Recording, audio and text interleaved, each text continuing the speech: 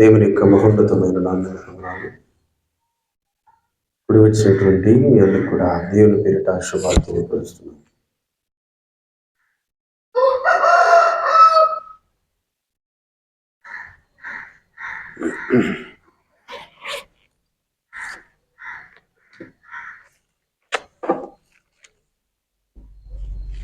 మరి యేసు క్రీస్తులో పుట్టుకలో ఉన్నటువంటి ఆశ్చర్య కార్యాలు మనం వరుసగా ధ్యానం చేస్తూ వస్తున్నాం. గత మరి గురువారం ఉదయకాల సమయంలో ధ్యానం చేస్తున్నటువంటి అంశం ఏంటి? ఏం ధ్యానం చేశాం? మర్చిపోయారు.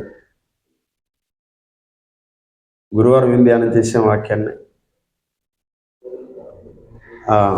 గొర్రెల కాపరులకి అది రాసుకున్నట్టు చూడు, చదివేసినట్టున్నాను.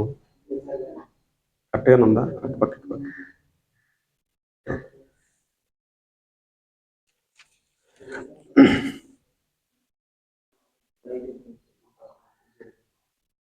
దానికి లైట్గా పైన లైట్గా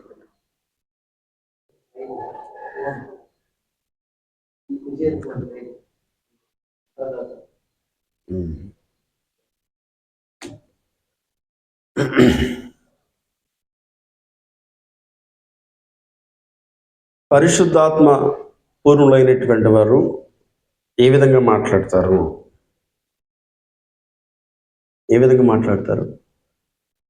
పరిశుద్ధాత్మ అతని మీద ఉన్నప్పుడు ఏ సంగతులు బోధిస్తాడు ఆయన? చెప్తారా? పరిశుద్ధాత్మ అతని మీద ఉన్నప్పుడు ఏ సంగతులు బోధిస్తాడు? ఏం తెలియపరుస్తాడు?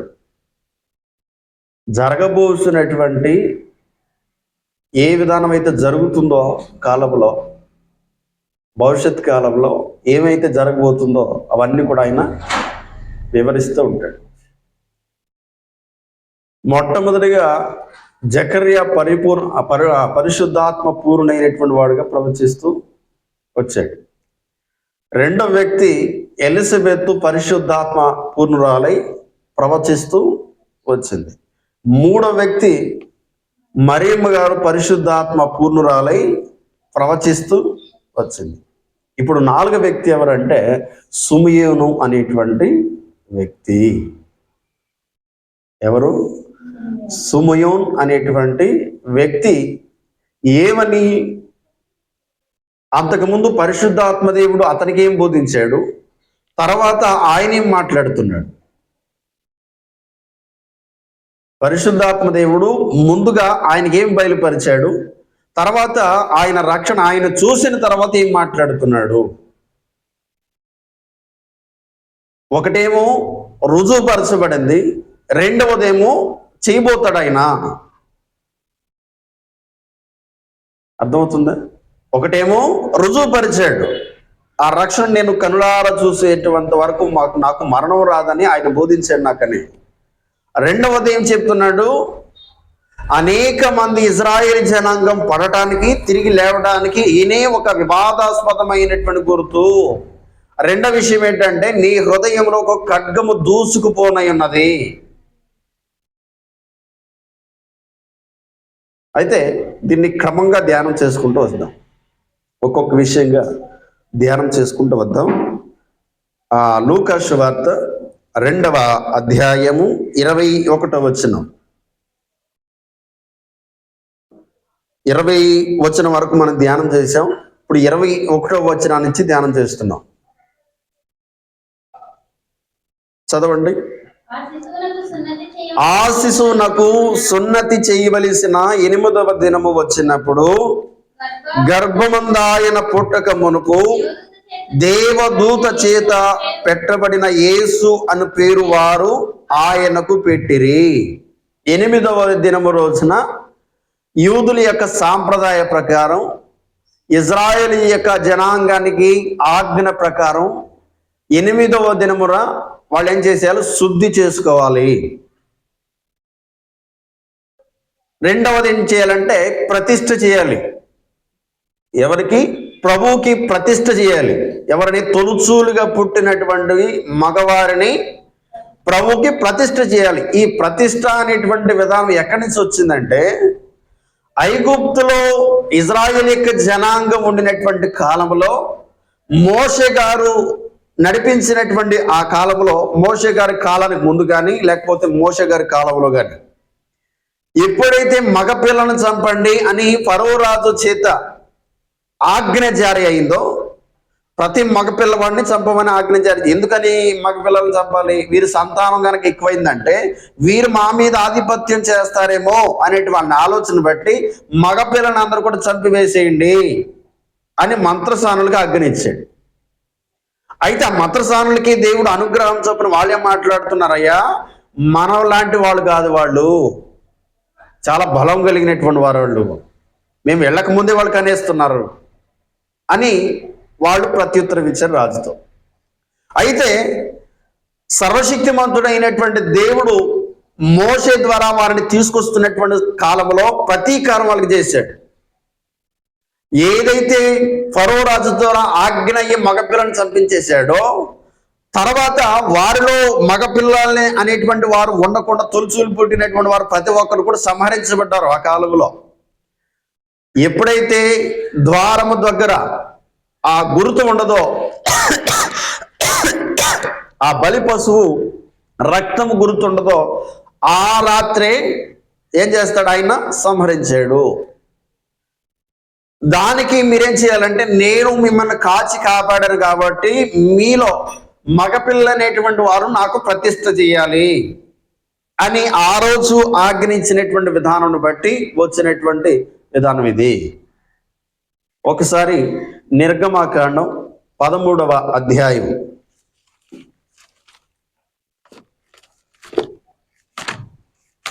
నిర్గమాకాండము 13వ అధ్యాయం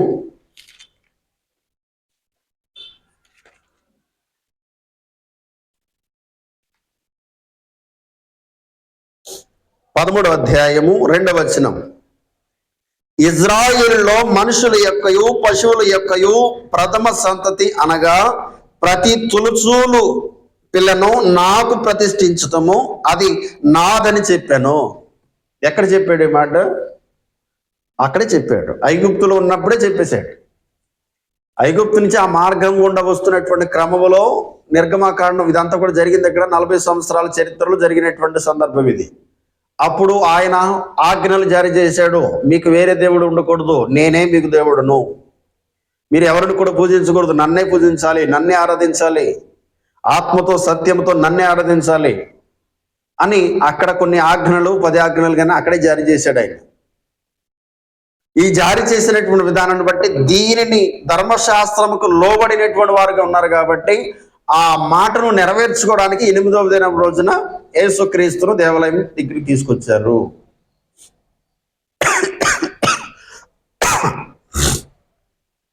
ఇప్పుడు చదవండి లూకా సువార్త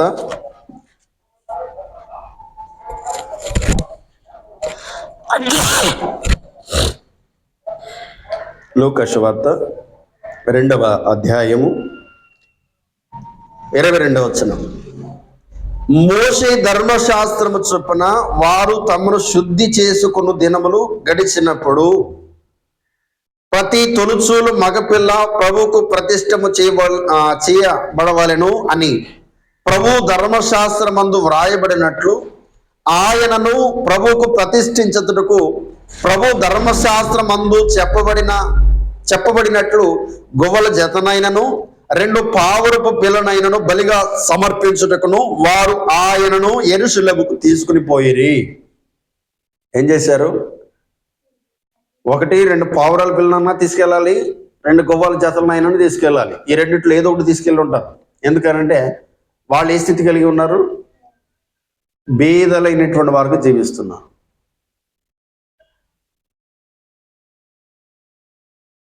25వ వచనంలో, యెరూషలేమునందు సిమియోను అను ఒక మనుషుడుండెను. అతడు నీతిమంతుడును భక్తిపరుడునై ఉండి ఇజ్రాయేలు యొక్క ఆదరణ కొరకు కనిపెట్టువాడు. ఇతనికి ఒక నిరీక్షణ ఉంది. ఇతనికి ఒక నిరీక్షణ ఉంది. ఏంటి ఆ నిరీక్షణ? ఇజ్రాయెల్ యొక్క జనాంగం ఆదరణ పొందాలి అంటే ముందుగానే ఆయన పరిశుద్ధాత్మ చేత బోధించబడ్డాడు కాబట్టి ప్రభు యొక్క క్రీస్తును చూడక మునుపు నీవు మరణించవు అని చెప్పబడినటువంటి పరిశుద్ధాత్మ అనేటువంటి ఆ వివరణ బట్టి వచ్చినటువంటి ఆ సందేశమును బట్టి వేచి చూస్తున్నాడు, నిరీక్షణ కలిగిన వాడుగా ఉన్నాడు సిమియోను. అయితే అక్కడ జరుగుతున్నటువంటి దానికి ఇక్కడ ఉన్నటువంటి ఈయనకి ఏ సంబంధం లేదు. వాళ్ళు బలి అర్పిస్తున్నారు అంటే చాలా మంది వస్తుంటారు, చాలా మంది బలి అర్పిస్తూ ఉంటారు. ఎందుకంటే ప్రతి 8వ దినం రోజున వాళ్ళు ఏం చేయాలి? పుట్టినటువంటి ప్రతి మగపిల్లని తీసుకువెళ్ళాలి. ఎందుకంటే ఇప్పుడున్నటువంటి కాల వ్యవధిని బట్టి ఒకరో ఇద్దరో కాదు కదా, అప్పుడున్న కాలంలో ఎంతో మందిని కనేసేవాళ్ళు, అంత శక్తి కలిగినటువంటి వారుగా ఉండేవాళ్ళు. అంటే ఎప్పుడు జరుగుతూనే ఉంటాయి. ప్రతి ఒక్కరు అదే మందిరంలో చేయాలి కాబట్టి, ఆ స్థలం అందే చేయాలి కాబట్టి ఎప్పుడు యాజకులకి అదే పని. ఆ పని జరుగుతున్నటువంటి సమయంలో సిమియోను అనేటువంటి వ్యక్తి ఎలా ఉన్నాడు అంటే ఆదరణ కోసం కనిపెట్టువాడికి నిరీక్షణ కలిగి వేచి చూస్తున్నాడు. వాళ్ళకి చెప్పినటువంటి సంగతులు కానీ, వారికి బోధించినటువంటి సంగతులు కానీ, పరిశుద్ధాత్మ ఆ మరియమ్మ గారిని కమ్ముకున్నటువంటి విధానం కానీ ఏది కూడా సిమియోనుకు తెలియదు. ఎందుకనంటే ఈ కాలం గడిచినటువంటి కాలం 8 దినముల రోజే జరిగినటువంటి సంఘటన ఇది. ఎంతో కాలం లేదు, కొన్ని 2-3 నెలలు అయింది, ఒక 5 నెలలు అయింది, ఆ ప్రదేశం అంతా కూడా వ్యాపించి ఉంటది అనేటువంటి ఆలోచన కూడా లేదు. 8 దినముల రోజులు అంటే ఒక వారం రోజులు అయింది యేసుక్రీస్తు పుట్టి. ఈ గొర్రెల కాపులు వచ్చినటువంటి సంగతి తెలుసా సిమియోనుకి? తెలియదు. తెలుసా? ఎలిజబెత్ ప్రవచించినటువంటి విధానం తెలుసా? యోహాను గారి గురించి తెలుసా? ఇదంతా కూడా తెలియదు. కానీ అతనికి ఏం తెలుసు? ఇజ్రాయిల్ యొక్క ఆదరణ కోసం కనిపెట్టుచున్నాడు. రెండవ వర్తమానం ఏమొచ్చింది అతనికి? నీవు ఆయన చూడక మునుపు మరణం అనేటువంటి విధానం నీ దగ్గరకు రాదు అంటే దాదాపు ముద్దాపింకి వచ్చేసాడు. నాదా, ఇప్పుడు నీ దాసుని సమాధానంతో పోనిచుచున్నావంటే ఏ స్థితిని కలిగి ఉన్నాడు? అర్థమవుతుంది మీకు? అప్పుడు ఏ స్థితిని కలిగి ఉన్నాడు? దాదాపు వృద్ధాప్యంకి వచ్చేసాడు, మరణాఛాయల్లో ఉండి కొట్టుమిట్లాడుతున్నటువంటి వ్యక్తి. అయితే తన హృదయంలో ఏముంది? ఆయన చూడక మునుపు నా మరణం అనేటువంటి విధానం రాదు, ఆయన్ని ఎప్పుడు చూస్తానా? ఎప్పుడైతే ఆ ప్రక్రియ అక్కడ జరుగుతుందో పరిశుద్ధాత్మ చేత బోధించబడినటువంటి వాడిగా ఆత్మవశుడై వెళ్ళిను అని రాయబడి ఉంది. ఆత్మవశుడై వెళ్ళిను అంటే ఎవరు తీసుకుని వెళ్ళలేదు అని అర్థం కదా. ఆత్మవశుడై వెళ్ళాడు అంటే ఎవరి చేత బోధించబడలేదు, ఎవరి చేత వర్తమానం వ్యక్తికి తెలియదు. వాస్తవంగా దేవుడే అతనికి బోధించి అదిగో అక్కడ జరుగుతుంది, అదిగో ప్రభు వచ్చి ఉన్నాడు, క్రీస్తు వచ్చి ఉన్నాడు, వెళ్ళి చూడము.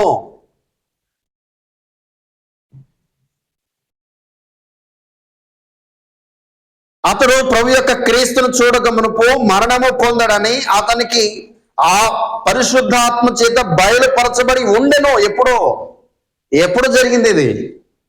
ఆ యవన కాలంలో జరిగిందో ఎప్పుడు జరిగిందో తెలియదు, ఆ చరిత్ర తెలీదు. కానీ ఎప్పుడో జరిగింది ఆ సంగతి. ఆ సంగతి జరిగితే ఆయన ఏం చేస్తున్నాడు? నిరీక్షణ కోసం ఎదురు చూస్తున్నాడు. ఆదరణ, ఇజ్రాయెల్ ప్రజలకు ఆదరణ కావాలి, ఇజ్రాయెల్ ప్రజలకు నెమ్మది కావాలి, ఇజ్రాయెల్కి రాజుగా ఉండాలి, మనలో ఒక రాజు ఉండాలి. దావీదు సంతానం పర్యాంతం అతన్నిగా ఏలుబడి చేసినటువంటి రాజు మనలో లేడు, అలాంటి రాజు కావాలి. మనందరూ కూడా నెమ్మది కావాలి. అనేక మంది రాజ్యాలు జయించగలిగిన సామర్థ్యం ఉంది, మనం ఎందుకని దాసులుగా ఉంటున్నాం అనేటువంటి ఆలోచన ఉంది. ఎప్పుడైతే ఇటువంటి విధానం వచ్చిందో మరణం పొందడాన్ని అతనికి పరిశుద్ధాత్మ బయలుపరచబడి ఉండెను. ఆత్మవశుడై అతడు దేవాలయంలోకి వచ్చెను. ఏం చేశాడంట? ఆత్మవశుడై దేవాలయంలోకి వచ్చేసరికి ఇది జరుగుతుంది. ఎప్పుడైతే ఆయన చూశాడో అత్యానందభరితుడైపోయాడు. చదవండి అక్కడ.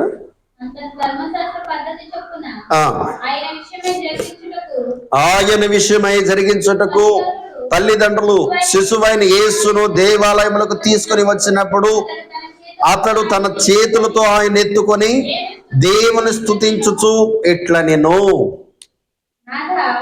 ఏమంటున్నాడు? దేవుని స్తుతిస్తూ ఇట్లా అన్నాడు. అంటే నీ మాట ప్రభువా నా జీవితంలో నెరవేర్చావు, నువ్వు ఏ సంగతులైతే నాకు బోధించావో ఆ సంగతులు నేను కనులారా చూస్తున్నాను. మనకు ఎప్పుడో చెప్పినటువంటి సంగతి మన కళ్ళ ముందు జరుగుతుందంటే ఆ ఆనందానికి విధానం అవధులు ఉంటాయా? ఉండవు. ఎందుకనంటే ఆత్మవశుడిగా చెప్పినటువంటి ఆయన అదే ఆత్మ విధానం బట్టి బయలుపరిస్తే ఆ సంగతిని చూస్తే, ఇక్కడేమో వీళ్ళేమో ఏం చేస్తున్నారు, ఇవన్నీ కూడా తెలుసు, గొర్రెల కాపరులు వచ్చినటువంటి సంగతి ఇవన్నీ కూడా హృదయంలో భద్రం చేసుకున్నారు. మరేమిగా మరలా దేవుని మందిరం, దేవుని యొక్క సాన్నిధ్యం వెళ్ళేసరికి మరలా ఆశ్చర్యకార్యం, మరలా అద్భుతాన్ని చూస్తున్నారు. అంటే ఈయన పుట్టుకు చరిత్ర అంటే సర్వముకు ఆయన ముడిపెట్టి ఉన్నాడా? అందరూ కూడా తెలియజేసి ఉన్నాడా ఆయన వస్తాడని? ఎందుకనంటే శరీర సంబంధమైన విధానంలో గర్భం ధరించినటువంటి మరియా ఆ శిశువుగా ఉన్నటువంటి బాలుడు ఎలా ఉంటాడు? మాట్లాడే స్థితి ఉండదు, ఏముండదు. నీవు నేను ఎలా చిన్నప్పుడు శిశువుగా ఉన్నటువంటి విధానంలో ఎలా ఉంటామో ఆయన కూడా అలానే ఉన్నాడు.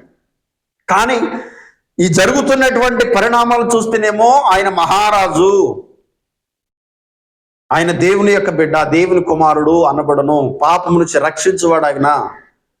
అందుకే తూర్పు దేశం వచ్చినటువంటి జ్ఞానులేమో ఆయన రాజు అన్నారు. ఆయనేమో రాజు అని ప్రకటన చేశారు వాళ్ళు.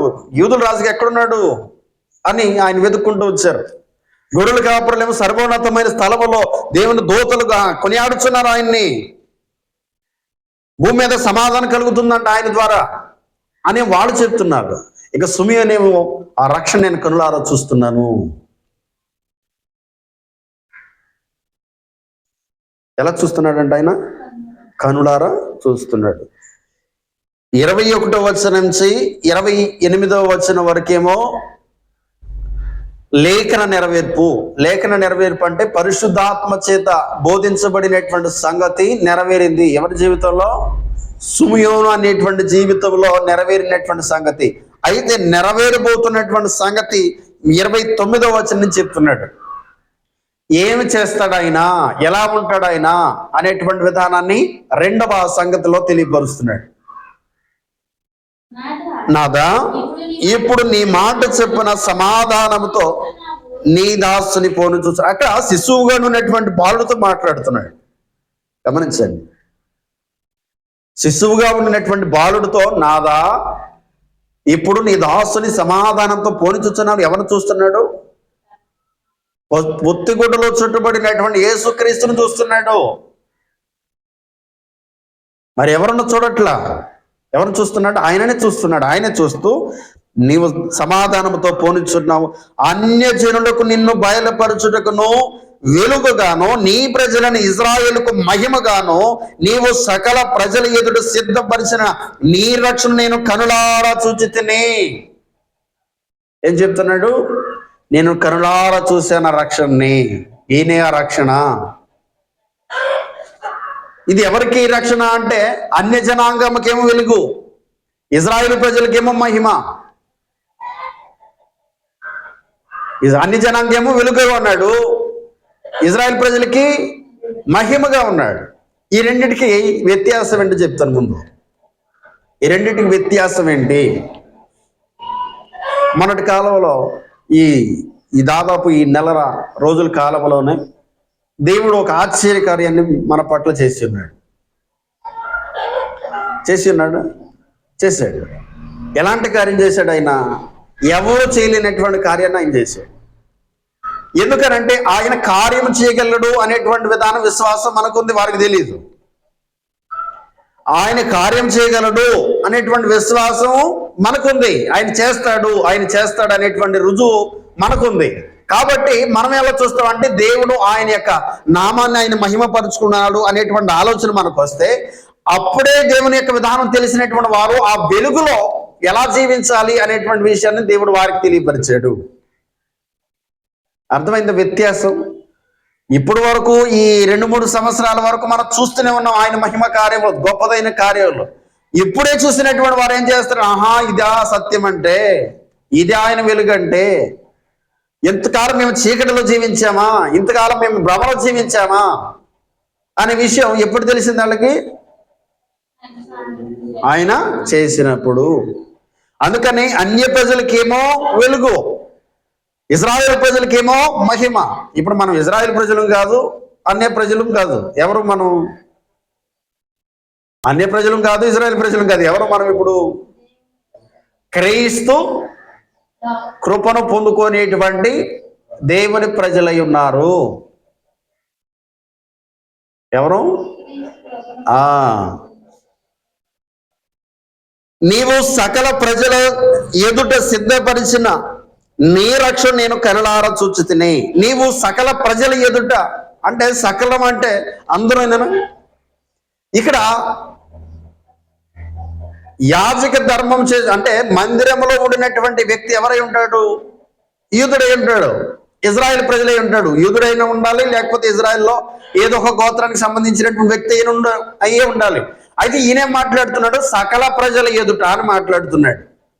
ఇజ్రాయెల్ ప్రజలకు ఒక ఆలోచన ఉంది, ఈయనే మా దేవుడు, మాత్రమే దేవుడు, మాకు మాత్రమే దేవుడు అనేటువంటి ఆలోచన ఉంది ఇజ్రాయెల్ ప్రజలకి. కానీ ఈయనేం బయలుపరుస్తున్నాడు? సకల ప్రజలని మాట్లాడుతున్నాడు.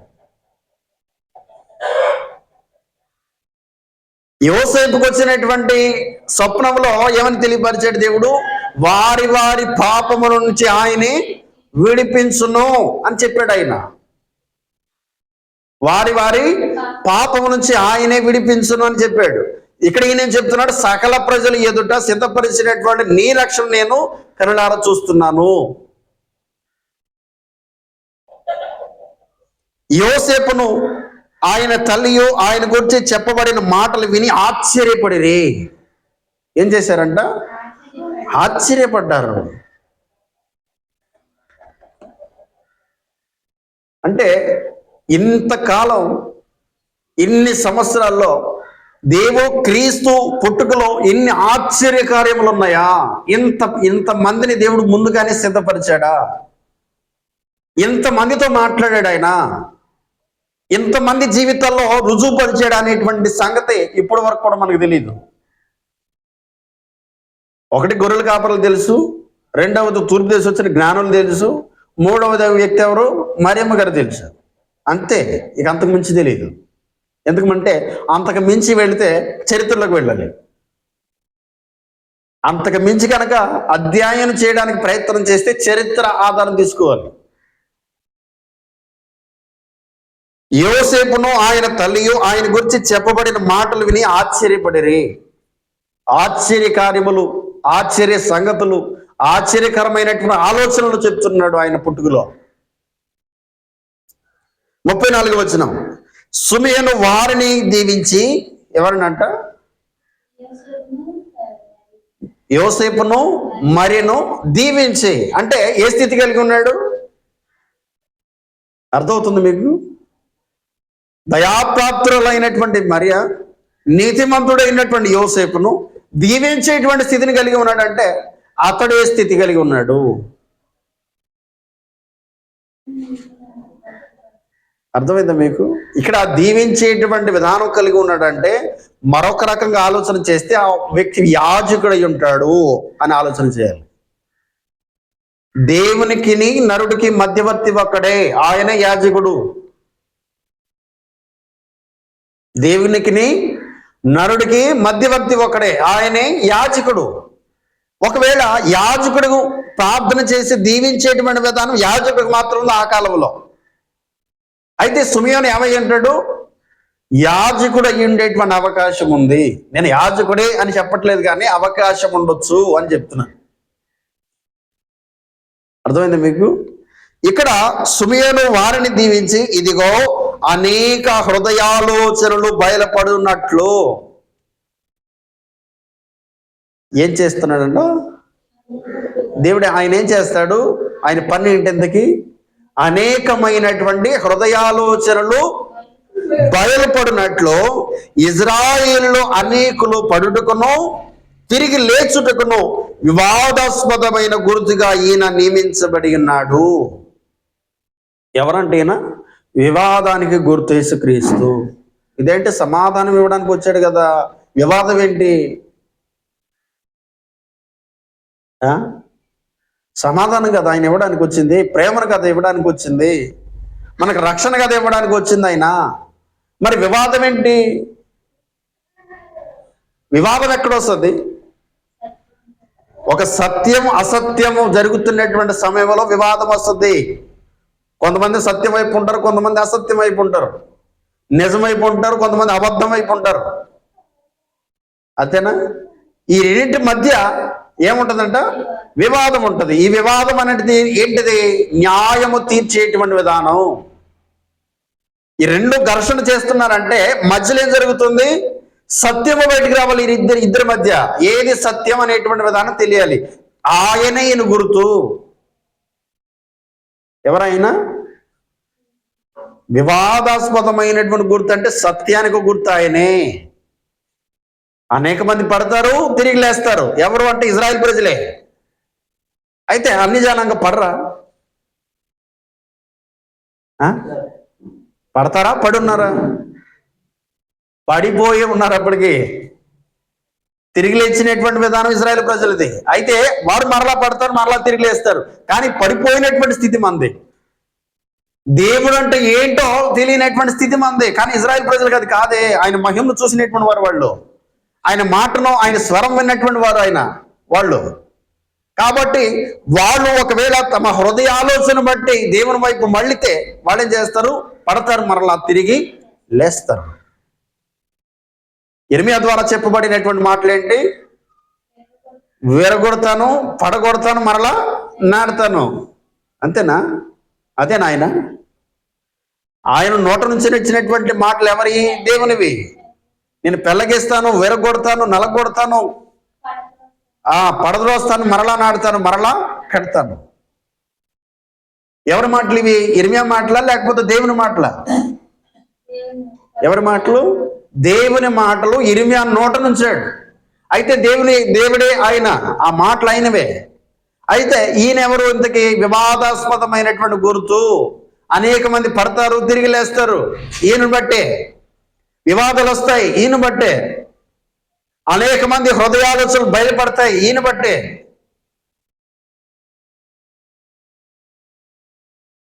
ఇప్పుడు మన హృదయంతో ఎన్నో సంగతులు మాట్లాడాడు ఆయన. మన ఆలోచన విధానం ఎట్లా ఉంటుంది, మీరు ఎట్లా ఉన్నారు, మీ స్థితి ఎలా ఉంది? ఎవరు చెప్పారు ఈ సంగతులు? ఎవరు చెప్పారండి? దేవుడేనా మనకు చెప్పింది? మనుషులు చెప్తారా?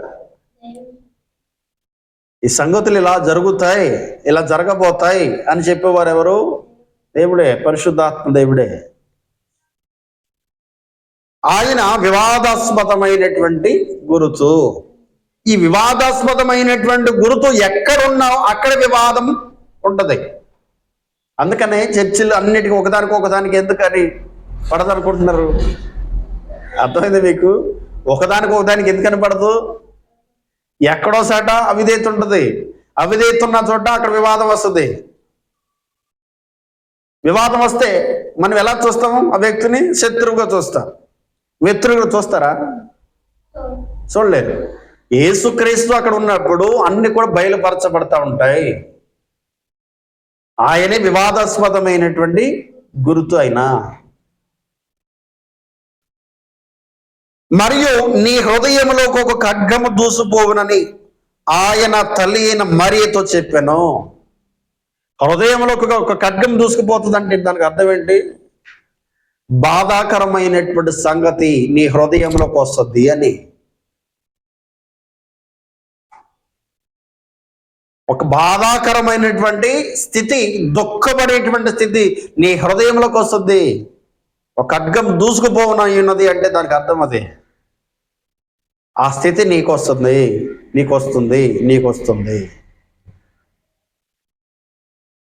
అంత సంతోషమైనటువంటి వారు ఈ సంగతులు వింటే ఏమవుతారండి? కలత చెందరా? బాధపడరా? అదేంటి? ఇజ్రాయెల్ ప్రజలకు వివాదాస్పదమైనటువంటి గుర్తు ఈయనవుతాడా అంటే ఇజ్రాయెల్ యొక్క విధానం రెండు విధాలుగా అయిపోతుందా? అసలు ఇజ్రాయెల్ సామ్రాజ్యమే ఉండదా? మరి ఇంకా ఏ రక్షకుడైనా ఇజ్రాయెల్ ప్రజలు రక్షించబడా, అన్యజనులను రక్షించబడా అంటే ఆధిపత్యం వాళ్ళకి వెళ్ళిపోతుందా? చిన్న వివరణ ఇస్తాను ఇక్కడ. రోమ సామ్రాజ్యంలో, రోమ పరిపాలన చేస్తున్నటువంటి కాలంలో ఆ ప్రదేశంలో క్రీస్తుని నమ్ముకునేటువంటి సంఘం ఒకటి ఉంది. క్రీస్తుని నమ్ముకునేటువంటి సంఘం ఒకటి ఉంది. దానిలో కొంతమంది యూదులు ఉన్నారు, కొంతమంది అన్య జనాంగం ఉన్నారు. ఆ సంఘంలో ఎంతమంది ఉన్నారు? కొంతమంది ఏమో చెదరపోయినటువంటి యూదులు ఉన్నారు, కొంతమంది ఏమో అన్యులు ఉన్నారు. వీరికి ఎటువంటి వివాదం వచ్చిందంటే, మాకు మేము గొప్ప అంటే మేము గొప్ప, యూదులేమో మేము గొప్ప, మా దేవుడైనా అని వీళ్ళు. లేదు, దేవుడు ఆ వెలుగును మాకు కూడా చూపించాడు, మేమే గొప్ప అంటారు వీళ్ళు. మీరు తృణీకరించారు కాబట్టి మా దగ్గరకు వచ్చింది అంటారు అన్ని జనాంగం. లేదు, మాలోంచి వచ్చింది రక్షణ అంటారు యూదులు. ఇంతకీ వివాదం మొదలైందా? ఎక్కడ మొదలైంది? సంఘంలో మొదలైంది. అప్పుడు ఎవరికి అధికము లేదు అన్నాడు అపోస్తలుడైన పౌలు. రెండవ వివాదం ఏమొచ్చిందంటే భోజనం దగ్గర వచ్చింది. రెండవ వివాదం ఏమొచ్చింది? భోజనాల దగ్గర వచ్చాయి. ఏంటి ఆ భోజనాలు? తినేటువంటి ఆహార ధాన్యాలు, తినేటువంటి మాంసాహారాలు బట్టి వచ్చింది. ఏంటి ఆ మాంసాహారాలు అంటే, కొన్ని జంతువులు తినకూడదని మోషే ధర్మశాస్త్రం అందు రాయబడి ఉంది కాబట్టి అవి తినకూడదు అంటారు యూదులు. అయితే అపోస్తలుడైన పౌలు ఏం చెప్తున్నాడంటే, ఏదైనాను దేవునికి కృతజ్ఞతాస్తుతులు చెల్లించి తింటే అన్ని పరిశుద్ధములు అన్నాడు ఈయన. వివాదం మొదలైపోయింది. దీనికి తెర ఈ విధంగా వేస్తారు. అర్థమవుతుందా? ఇప్పుడు జంతువులు తినొచ్చు కొన్ని. దాన్ని తేల్చి ఏం చెప్పారంటే, గొంతు పిసికిన దానిని మాత్రం తప్ప మరలా దేనినైనాను తినవచ్చు. అయితే ముందుగా తెలియపరిచినటువంటి ఆ సంగతులు ఎందుకని తెలియపరిచాడు? ఎందుకు ఇజ్రాయెల్ ప్రజలకు ఎందుకని అపవిత్రమైనవి అని చెప్పాడు? లోకమంతకు ఏకమైపోయినటువంటి కాలంలో ఒక వ్యక్తిని తీసుకొచ్చి, ఎవరు ఆ వ్యక్తి? అబ్రహాముని తీసుకొచ్చి, నేను మీ దేవుడును, మీరు నా ప్రజలే ఉంటారని చెప్పి వారిని లోకం నుంచి వేరుపరిచాడు. అంటే లోకం నుంచి వేరుపరిచాడు అంటే ఒక ప్రత్యేకత వాళ్ళకు ఉండాలి, ఒక ప్రత్యేకంగా జీవించాలి వాళ్ళు, వారిలో కలవకూడదు అంటే కొన్ని నియమాలు పెట్టాలి. అర్థమవుతుందా? కొన్ని నియమాలు పెట్టాలి. అందుకని ధర్మశాస్త్రం అన్నది బాలశిక్ష వంటిది అన్నాడు అపోస్తలుడైన పౌలు. ధర్మశాస్త్రం అనేది బాలశిక్ష వంటిది, దానిని బట్టి లేదు రక్షణ. ఈ భోజన పదార్థాల దగ్గర వచ్చినప్పుడు అన్ని కూడా పరిశుద్ధంలే. అయితే తినేటువంటి వారిని నువ్వు ఎందుకని తింటున్నావు అని ప్రశ్నించకూడదు, తినేటువంటి వారిని తీర్పు తీర్చకూడదు. తినేటువంటి వ్యక్తిని నువ్వు తినకూడదు అని అనకూడదు. ఒకవేళ తినటం మానేసాడు అనుకోండి, నువ్వు ఎందుకని తినవు అని అనకూడదు అంట. రెండవ విధానం బట్టి లేదు. రెండవ వివాదం ఏమొచ్చిందంటే, మూడవది దినముల దగ్గర వచ్చాయి.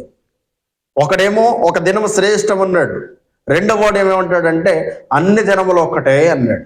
ఏది మంచిది? అన్ని దినములు మంచియేనా?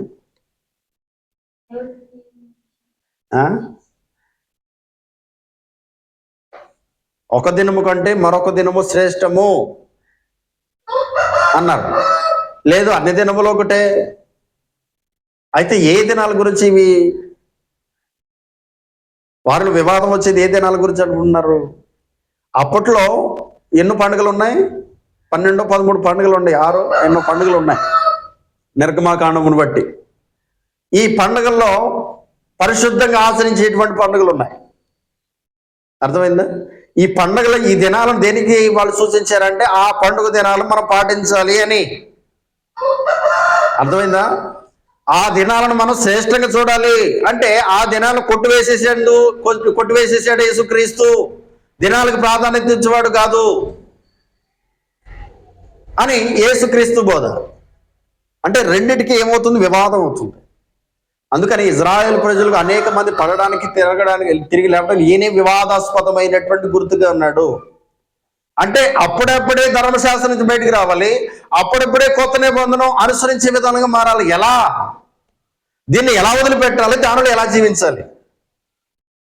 అర్థమైందా? ఇప్పుడు నుంచి ఆర్సీఎంలోంచి బయటకు వచ్చారనుకోండి, దాన్ని ఎలా వదిలిపెట్టాలో తెలియదు, ఇక్కడ ఎలా జీవించాలో తెలియదు. అన్య జనాంగం నుంచి బయటకు వచ్చారనుకోండి, దానిలో ఎలా వదిలిపెట్టాలో తెలియదు, ఇక్కడ ఎలా జీవించాలి ఇబ్బంది పడతా ఉంటారు. ప్రారంభ క్రైస్తవులు అలా ఇబ్బంది పడ్డారు. ధర్మశాస్త్రం నుంచి బయటకు వచ్చినటువంటి వారు అంటున్నారు, మేము ధర్మశాస్త్రం అందు మేము కొట్టివేయబడినని వాళ్ళు గ్రహించక అన్నాడు. మరొక సందర్భంలో ఆయన గుండె గీచుకున్నాడు అపోస్తలుడు పౌలు. దీన్ని గుండె గీచుకునేటువంటి విధానం ఎక్కడి నుంచి వచ్చింది? ధర్మశాస్త్రంలో ఉన్నటువంటి విధానం. అయితే నేను ధర్మశాస్త్రం లోబడినటువంటి వాడని అన్నాడు. అయితే ఇప్పుడు గుండె గీచుకోవాలా? తెచ్చుకోవాలా? పౌలు తెచ్చుకున్నాడుగా. ఆయన ఎలా సువార్తను ప్రకటించాడంటే, యూదుడికేమో యూదుల వలె ప్రకటన చేశాడు, అన్యుడికేమో అన్యుల వలె ప్రకటన చేశాడు. వాళ్ళకి అర్థం కావాలి ముందుగా. అప్పుడప్పుడే బలపడుతున్నటువంటి వ్యక్తులకి ఎలా బలపరచాలో అలా బలపరిచారు సువార్త, ఎలా అందించాలో అలా అందించారు. వారి విధానంలో ఇక్కడ వివాదాస్పదమైనటువంటి గుర్తు, ఆయన ఎక్కడికి వెళ్ళినా సువార్త ఎక్కడికి వెళ్ళినా వివాదం మొదలవుతూ ఉంటుంది. ఇదేం సత్యం, ఇదేంటి, ఆయన రక్తం ఎలా కడుగుతుంది, అసలు ఆయన రక్తమే లేదు కదా ఎలా కడుగుతుంది అనేటువంటి వివాదం వస్తుంది. ఆయన ఎలా పాపాలు క్షమిస్తాడు, పాపం క్షమిస్తాడంటే పాపం కనపడేది కాదు కదా అని మరొక సందేహం.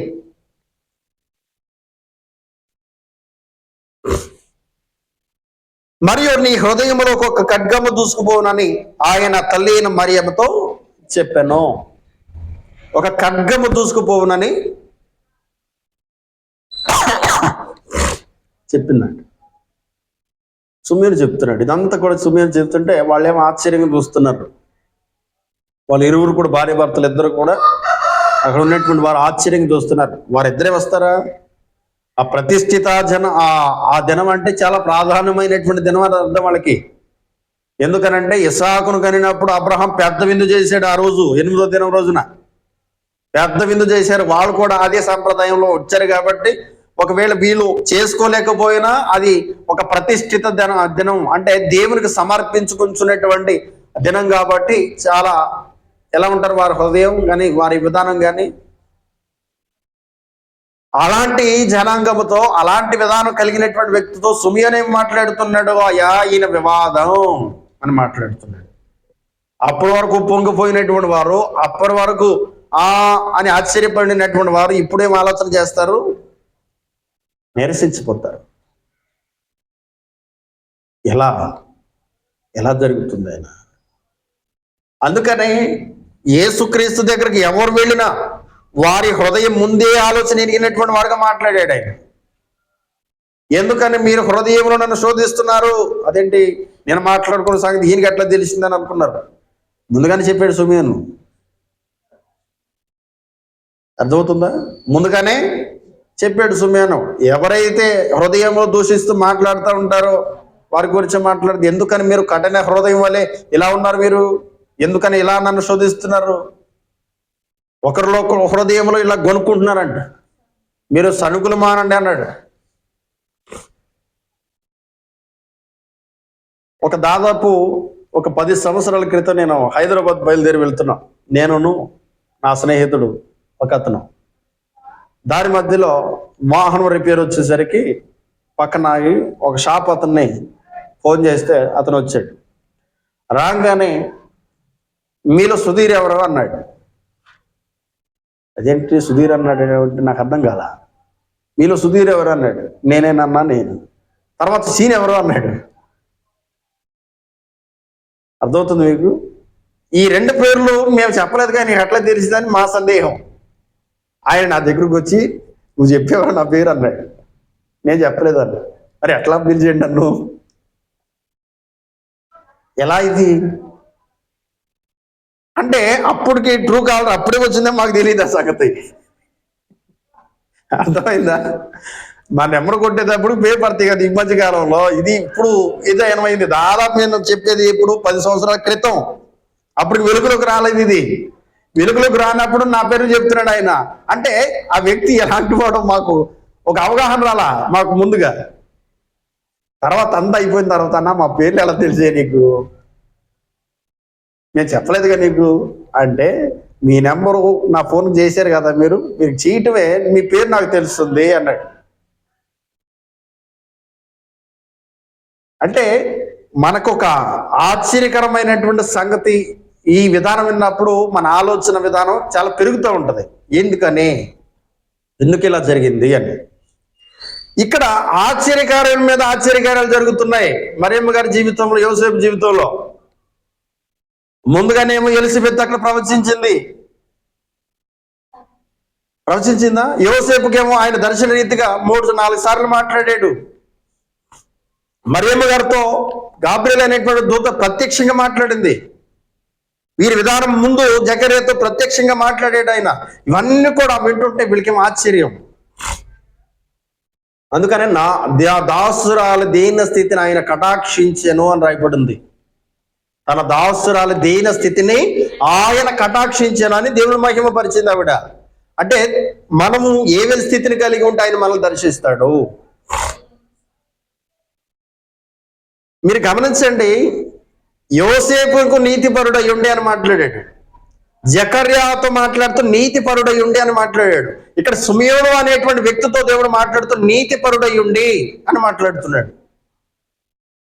ఈ నీతి అనేటువంటి విధానం ఎక్కడి నుంచి వచ్చింది? వారి ప్రవర్తనలో, వారి ఉద్దేశంలో, వారి ఆలోచనలో. అయితే నీతిమంతులతోనే మాట్లాడతాడా దేవుడు అన్నది ప్రశ్న. వారితోనే మాట్లాడతాడా? చెప్పండి. పౌలు గారు ముందు నీతిమంతుడేనా?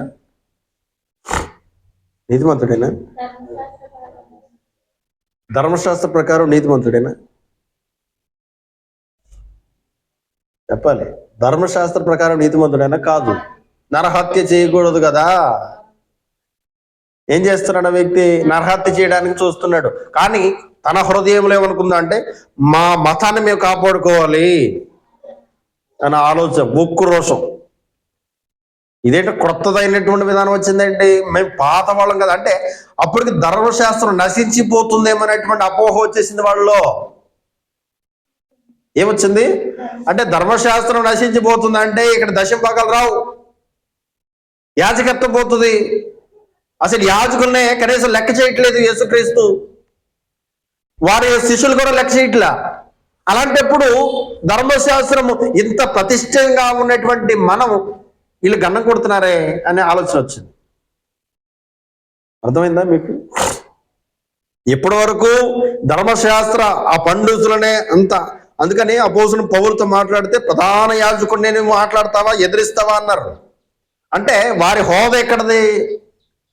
ఒక సీఎంతో మాట్లాడితే ఎంత హోదా కలిగినటువంటి విధానమో అలాంటి హోదా ప్రధాన యాజకుడు అంటే. కానీ యేసుక్రీస్తు ఏమి లెక్క చేయట్లేదే. ఎక్కడన్నా లెక్క చేసాడా?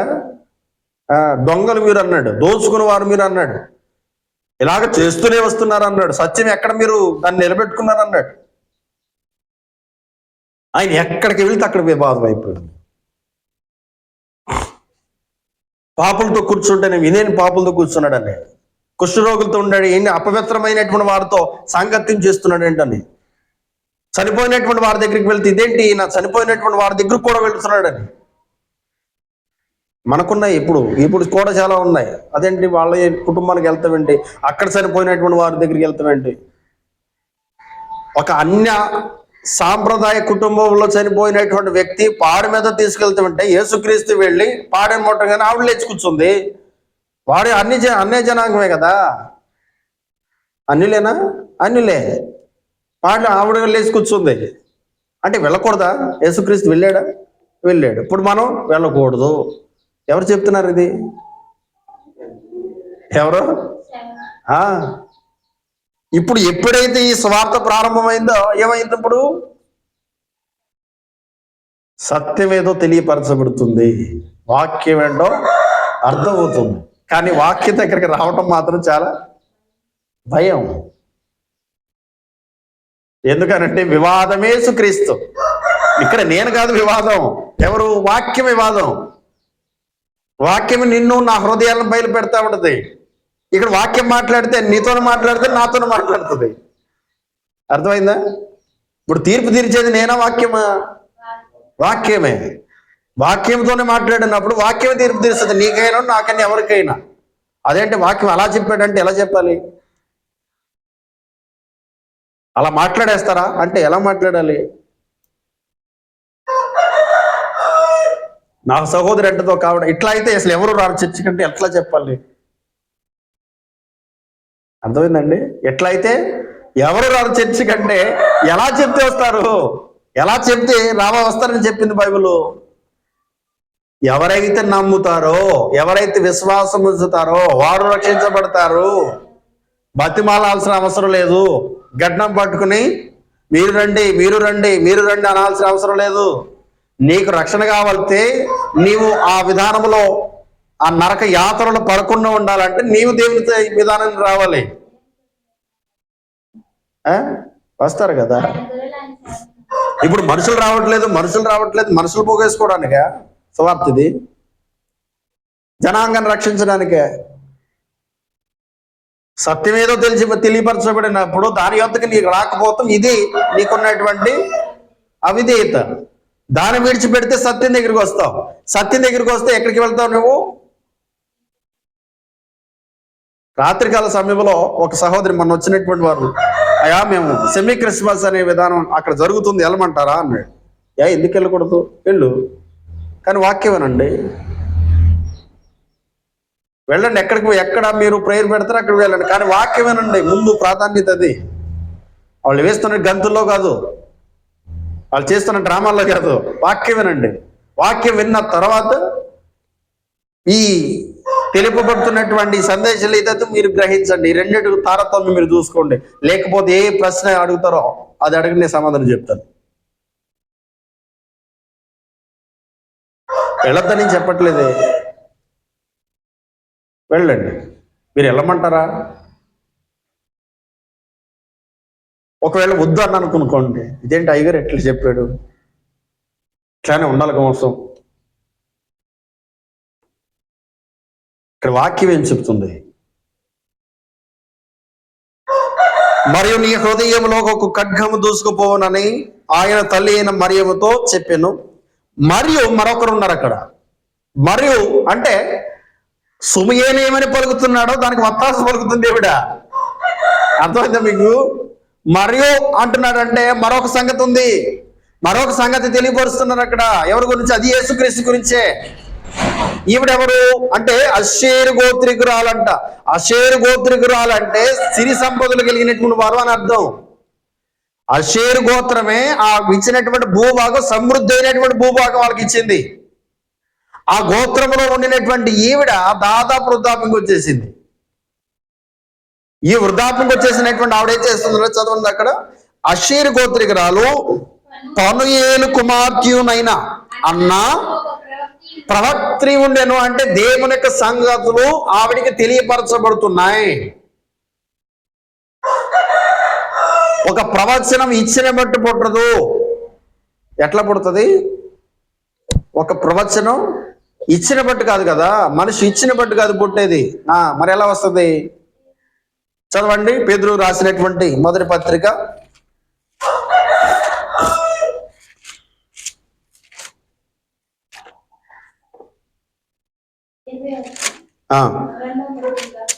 2వ పేతురు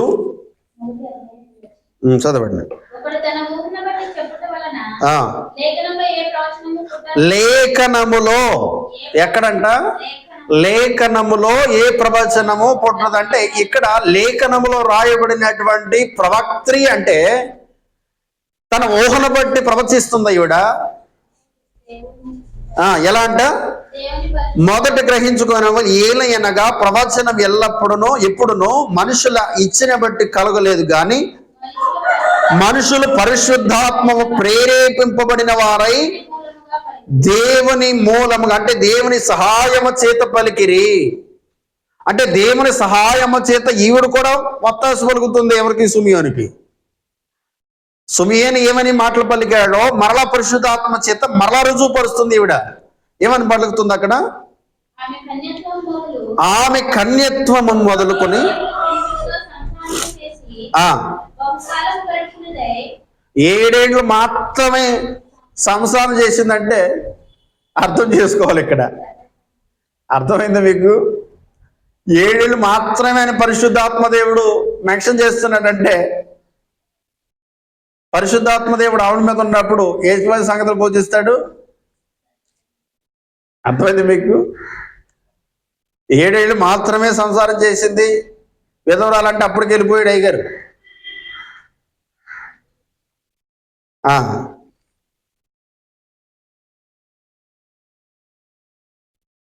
బహుకాలము గడిచినదై 84 సంవత్సరములు విధవరాలయుండి, 8 సంవత్సరాలు అంటే 84 సంవత్సరాలు విధవరాలయుండి ఏం చేస్తుందంట? దేవాలయము విడువక ఉపవాస ప్రార్థనలతో రేయింపగలు సేవ చేయుచుండెను. అంటే ఆవిడ చెబుతున్నటువంటి మాట సత్యం అని చెప్తుంది బైబిల్ గ్రంథం. ఆవిడ ఉపవాస ప్రార్థనలతో ప్రవక్త ఇక బహుకాలం గడిచినటువంటి వృద్ధాప్య ముందు ఉండినటువంటి మాటలు ఎలా పలుకుతారు?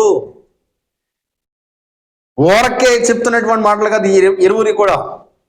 సుమియోను ఎంతో, ఇక్కడ ప్రవక్తి అనేటువంటి ఆవిడ కూడా అంతే. ఇరువురు అనేటువంటి విధానం దేనికోసం చూస్తున్నానంట చెప్తుంది అక్కడ. అంతటా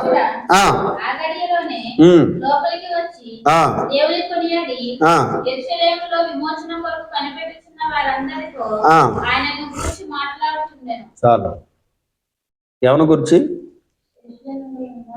ఎవరైతే విమోచన కోసం చూస్తున్నారో, ఎవరైతే ఆదరణ కోసం చూస్తున్నారో, ఇక్కడ సుమియోన్ అనేటువంటి ఆ వ్యక్తి కూడా ఆదరణ కోసం చూస్తున్నాడు. ఈ వ్యక్తి ఏం చేస్తుంది?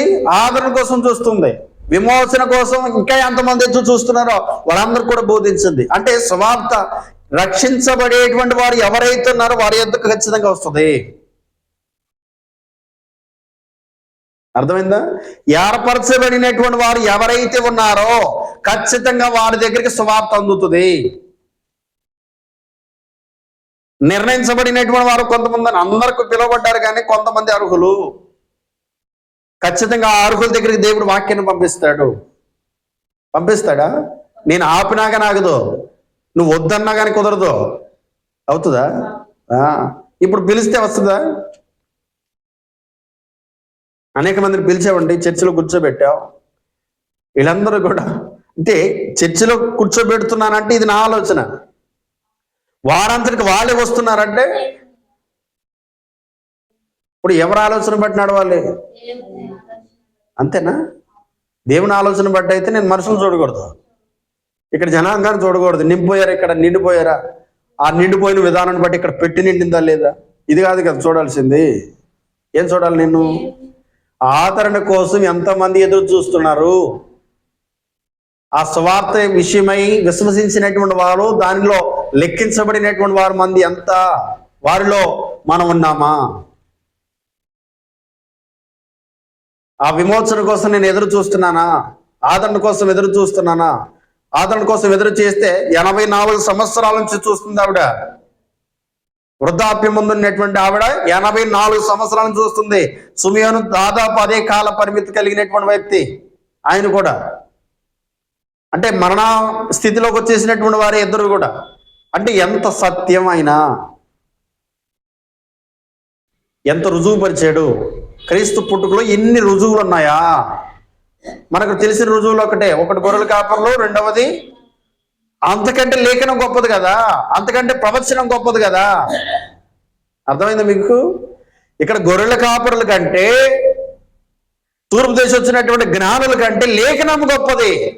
దేవుని యొక్క మాట చేత బోధించబడినటువంటి వారు వారిద్దరైతే ఇక్కడ పరిశుద్ధాత్మ పూర్ణులై మాట్లాడుతున్నారు. వీళ్ళు గ్రహించుకొని ఎక్కడికి రావాలి? ఇప్పుడు దేవుని ఆదరణ కొరకు కనిపెట్టే వారముగా వేచి చూడాలి. ఎప్పుడు బోధించబడిందో పాపం ఎప్పటికి వచ్చిందో వాళ్ళకి ఆ ఆదరణ, ఆ రక్షణ. అందుకని కళ్ళారా చూస్తున్నాను, ఎప్పుడు వెళ్ళిపోతున్నాను సమాధానంతో. నాకేమి ఇబ్బంది లేదు. ఆ రక్షణ నేను చూశాను. దేవుడు ఏదైతే చెప్పాడో దాన్ని నేను చూడగలిగాను. మనం ఈ మాట చెప్పగలుగుతాం?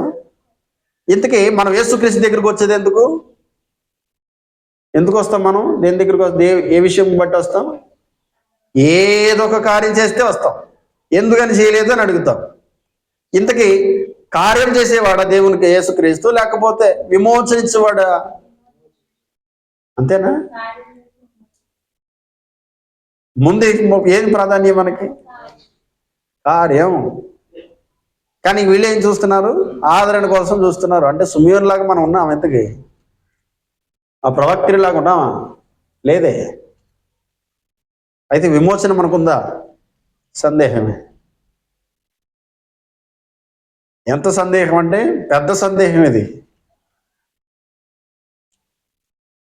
కానీ దేవుడు మన యొద్దకి వాక్యమును పంపించున్నాడు. సరి చేసుకోండి, సరి చేసుకోండి, సరి చేసుకోండి. నా పుట్టుకలని ఎన్ని రోజులు అంటే ఆయన వచ్చిన తర్వాత ఎన్ని రోజులు చేశాడు? బాలుడుగా ఉన్నటువంటి సమయంలోనే ఎంతో మంది చేత రుజువుపరుచుకున్నాడు ఆయన. తర్వాత ఆయన మొదలు పెడితే ఆ వ్యూహం ఎలా ఉంటుంది? ఎలా ఉంది? తట్టుకోగలిగారా? నిలబడగలిగారా ఆయన ముందు? నిలబడలేకపోయారు. ఎందుకని? ఆయనే సత్యం. ఎన్ని అబద్ధాలు ఆడినా మాట సత్యం నిజం అవ్వదు కదా. అవుతుందా? ఎంతమంది? ఆయనే నిజం.